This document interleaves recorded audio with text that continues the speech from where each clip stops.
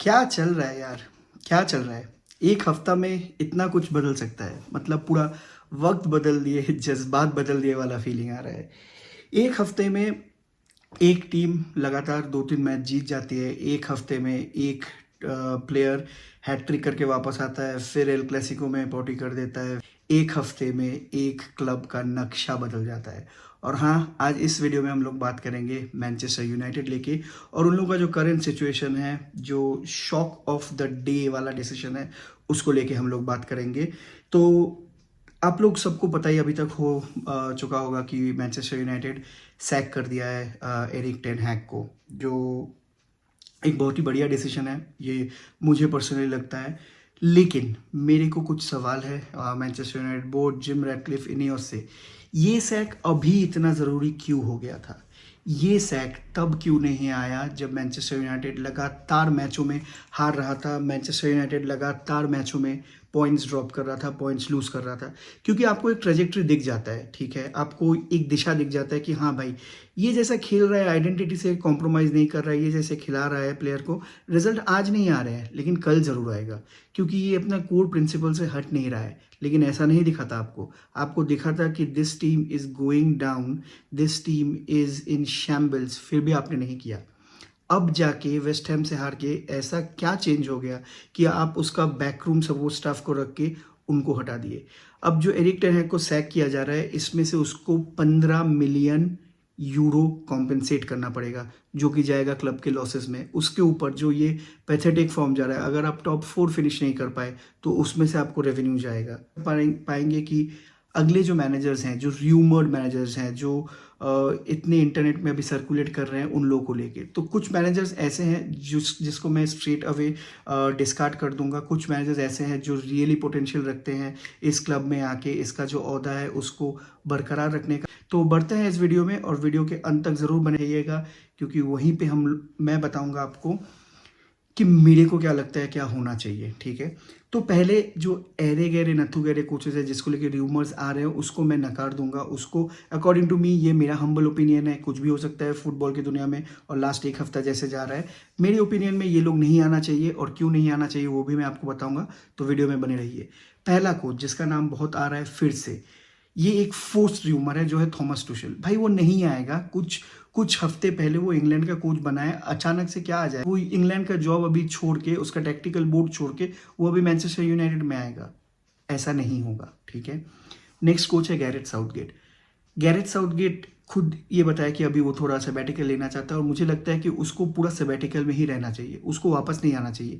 क्योंकि जिस तरीके से उन्होंने इस golden generation of England team को डाउन द ड्रेन्स भेजा है, उससे उसका कुछ पोटेंशियल आप रियलाइज़ नहीं करवाओगे। उससे ये सर्टिफाई नहीं होता कि वो आके भी बहुत कुछ कर देगा, ठीक है। तो Gareth Southgate is out for me, Thomas Tuchel is out. फिर लोग नाम ले रहे हैं जैबी अलोंसो का। भाई जैबी अलोंसो क्यों आएगा? उसके पास एक बायर्न लेवरक्यूसन, जो पहले सब ट्रोल करके बोलते थे बायर्न लेवरक्यूसन, उसको लीग जिताने के बाद, अभी चैंपियंस लीग में एक स्पॉट बनाने के बाद, ठीक ठाक खेलने के बाद, जो अभी बुंडेसलीगा में बहुत बुनफा नहीं खेल रहा है, लेकिन फिर भी जो एक आइडेंटिटी उसने बनाया है, वो नहीं आएगा। वो प्रोजेक्ट को नहीं छोड़ेगा, ठीक है। नेक्स्ट जो कोच है रूड वैन निस्टेलरॉय, ठीक है। ऐसा नहीं है कि रूड वैन निस्टेलरॉय कोई नया कोच है, उसने कोचिंग करवा चुका है, पीएसवी आइंडहोवन का कोच भी रह चुका है, अच्छा खिला रहा था वहाँ पे।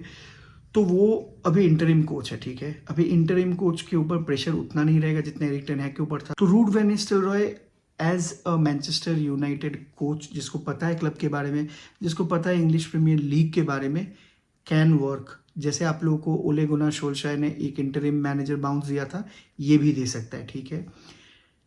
जो नेक्स्ट नाम आएगा जिसमें मैं थोड़ा ज़्यादा टिल्ट करता हूँ, वो है ओले गुनार सोल्शायर, क्योंकि वो रिसेंट इंटरव्यू में बता भी चुका है कि ठीक है वो आ सकता है फिर से। और देखिए वो एक पीपल प्लीजर है, वो एक प्लेयर प्लीजर है, तो उसको पता है कि भाई कैसे ना तैसे टॉप 4 फिनिश करवाना ही होगा, उसको प्रेशर के बारे में अंदाज़ा होगा, और वो शाई अवे नहीं करेगा। तो टॉप 4 में कैसे तैसे पीपल प्लीज करके, प्लेयर प्लीज करके वो कोशिश करेगा कि 100% पोटेंशियल में खेल के मैनचेस्टर यूनाइटेड टॉप 4 तो आ ही जाए, क्योंकि प्रेशर सिचुएशन में उसको खेलना आता है, वो कर चुका है ये। तो जो एक बंदा ऑलरेडी कर चुका है उसके लिए सर्कल रिपीट करना बहुत ज़्यादा टफ नहीं होगा, ठीक है। अब आते हैं जो मुझे लगता है कि बहुत वायबल ऑप्शंस है उनके ऊपर। अभी आप लोगों को समझना पड़ेगा कि मैनचेस्टर यूनाइटेड बहुत डिफिकल्ट सिचुएशन से गुजर रही है, ठीक है, फाइनेंशियली, मेंटली, लीग में, यूरोपा लीग में, ठीक है। एक कोच को आपने इतना टाइम दिया, एक कैराबाओ कप और एक एफए कप जीतने के बाद उसको लेके डंके पे चोट के आके बोलना कि मैंने 2 कप जीता है, मैं मैनचेस्टर सिटी के बाद सबसे सक्सेसफुल हूँ इस टेन्योर में। ये सब बकवास आप लोगों ने सुन के उसके पीछे 600 से 700 मिलियन खर्चा करवाया है। अभी जो भी कोच आएगा ना, उसको इन्हीं प्लेयर लोगों को संभालना होगा, क्योंकि ऐसा नहीं है मैनचेस्टर यूनाइटेड की जाके जो भी प्लेयर्स अभी नया कोच को चाहिए होगा वो ला पाएगा। ऐसा बिल्कुल नहीं होगा। नए नए प्लेयर्स को इतने ओवर हाइप प्राइस, इतने ओवर वैल्यूड प्राइस में लाए हैं, तो इन्हीं से काम चलवाना होगा। अब इन्हीं से काम यही सबसे क्रिटिकल पार्ट है। इस करंट बंच से काम निकलवाना एक क्रिटिकल टास्क है। लेकिन जो कुछ प्रोबेबल ऑप्शंस है, जो मेरे लिए पहला लगता है, जावी हर्नांडेज क्यों? क्योंकि वो भी ये सिचुएशन में आ चुका था। वो भी एक ऐसे क्लब में आया था जिसके पास तो मैनचेस्टर के पास फिर भी प्लेयर है, हम लोगों के पास प्लेयर भी तब नहीं था बार्सिलोना में। पहले सीजन में जब वो आया 6 महीने में 9 से सेकंड में उठाया, फिर नेक्स्ट सीजन में लीग जितवाया ओबामेयांग, फिर अडामा ट्रायरे, इन लोगों के साथ। तो उसको प्रेशर सिचुएशन हैंडल करना आता है, उसका एक प्रॉपर फिलोसॉफी है, उसका एक जोहान क्रूइफिज्म है, उसका एक पेप ग्वार्डियोलाइज्म है जो इम्प्लीमेंट करवाना चाहता है। वो भी पीसी विंगर्स के साथ खेलना चाहता है जो मैनचेस्टर के दोनों साइड में है, ठीक है। लेकिन क्या जावी हर्नांडेज आना चाहेगा एक बार सैक होने के बाद? जावी हर्नांडेज ने भी क्रम्बल किया था स्पेनिश मीडिया के सामने, और इंग्लिश मीडिया भी कुछ कम नहीं है। क्या वो फिर से यही मिस्टेक दोहराएगा? क्योंकि मेरे को लगता था कि जावी को जाना चाहिए इटालियन लीग में, जहाँ पे वो अननोन टू द लीग है और वो अपने तरीके से काम कर सकता है किसी लोअर टियर टीम में। मैनचेस्टर यूनाइटेड में आने का मतलब यही है कि फैंस का एक्सपेक्टेशन यही रहेगा कि आप इमीडिएट सिचुएशन को ओवरटर्न करेंगे और इसी साल कुछ ना कुछ सिल्वरवेयर देंगे, और ये प्रॉमिस करेंगे कि अगले साल मैं और बेहतर कुछ करूंगा। तो क्या जावी ये रिस्क लेगा जो वो रिस्क मैं बार्सिलोना के लिए लिया था? क्योंकि देखिए, बार्सिलोना उसका घर का क्लब है, लेकिन क्या एक अनचार्टर्ड टेरिटरी में वो आना चाहेगा? ये एक सवाल है। नेक्स्ट कोच है थॉमस फ्रैंक, जो ब्रेंटफोर्ड का कोच है।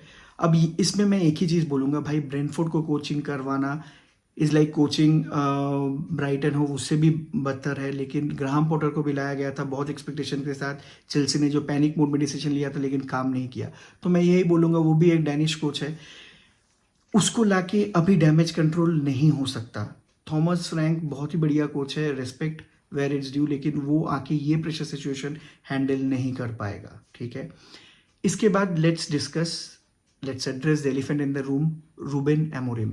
रूबेन अमोरिम एक ऐसा कोच है जिसको हाईली रिगार्ड किया जाता है। उसने एक प्रोजेक्ट बनाया है पोर्टुगीज लीग में, जहाँ पे वो अभी नंबर 1 है, 9 मैचेस खेल के 27 पॉइंट लेके उसने बढ़िया काम किया है। और यूसीएल टेबल में अगर आप नज़र रखेंगे तो 8 पोजीशन में है। क्या एक कोच जो इतना बढ़िया कर रहा है अपना करंट प्रोजेक्ट लेके, कॉन्ट्रैक्ट एक्सटेंशन साइन करने के बाद, लिवरपूल और वेस्ट हैम, लिवरपूल से वो खुद ही आउट हो गया था, वेस्ट हैम को उसने स्नब किया था, उसके बाद क्या वो आना चाहेगा? बंदा का जो प्लेइंग स्टाइल है बहुत ही बढ़िया है, ठीक है। 3.3 गोल्स पर मैच स्कोर करवाता है, 90% एक्यूरेसी के साथ खेलता है। ऑलरेडी 9 मैचों में 27 action which could lead to a goal within the opponents D box करवा चुका है। तो बंदे को आता है बॉल पोजीशन रख के कैसे प्रेशराइज करना है ओपोनेंट को। लेकिन क्या वो एक ऑलरेडी एस्टेब्लिश प्रोजेक्ट छोड़ के अब आएगा? ये भी एक सवाल है।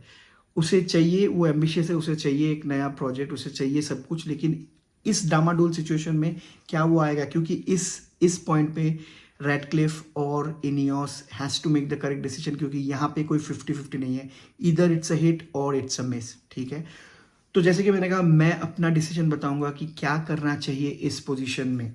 तो मेरे लिए ये लगता है कि आप अभी एक इंटरिम कोच को टाइम दीजिए 6 महीना, क्योंकि damage is already done, majority of the damage is already done. अभी कोई आके मैजिकल वॉन्ड आके ही कोई घुमा नहीं पाएगा, ठीक है।